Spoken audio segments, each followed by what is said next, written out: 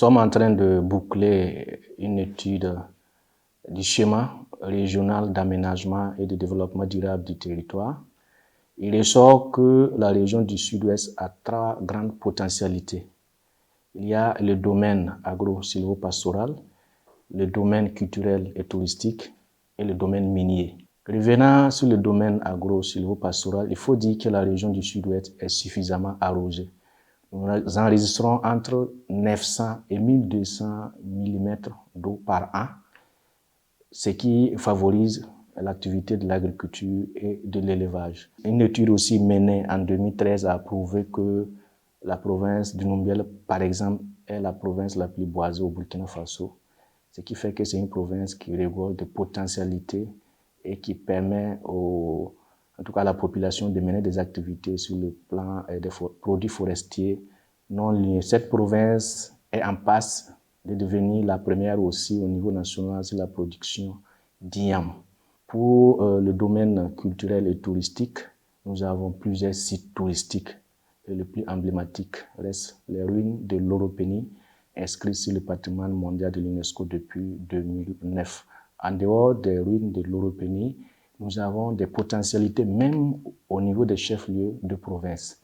À Batié, vous avez en tout cas le cimetière des tirailleurs sénégalais et la maison de Houphouët-Boigny que vous pouvez visiter sur place. Vous venez à Gawa, vous avez le musée des civilisations. Vous avez le mausolée de Nani Palais, qui était un célèbre balafoniste connu au Burkina Faso, en Côte d'Ivoire et un peu partout dans la sous-région. Vous avez également la tombe de Bafouki, le fondateur de Gawa, que vous pouvez visiter sur place à Gawa. À Diebougou, vous avez la grotte militaire que vous pouvez visiter. Et à Danon, vous avez le musée de la femme et le mont Yoba que vous pouvez visiter sur place. C'est dit que toute la région est pourvue de sites touristiques. Et c'est pas pour rien. À l'université de Gawa, il y a une filière consacrée à la gestion du patrimoine culturel et touristique, sûrement pour aider à valoriser ces potentialités de la région. La région aussi regorge d'énormes potentialités sur le plan minier.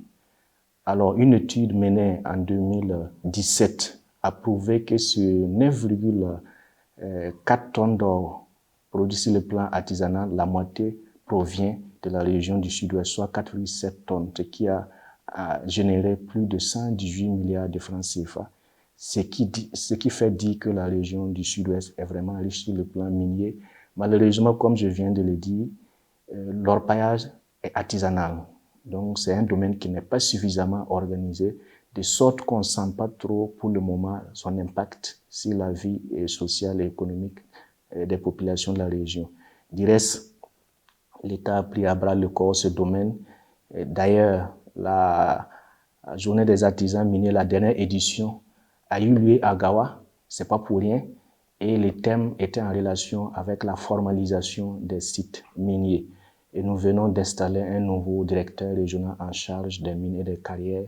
Et je crois qu'avec son arrivée, il y a de l'espoir que ce domaine puisse être organisé pour que l'orpaillage aussi puisse profiter à la région du Sud-Ouest. Des études ont montré également qu'en plus de l'or, il y a d'autres minéraux au niveau de la région du Sud-Ouest qui ne sont pas exploités pour le moment. Et nous avons espoir que, en tout cas, avec le temps, tous ces minéraux seront mis en surface afin de contribuer au développement socio-économique de la région du Sud-Ouest.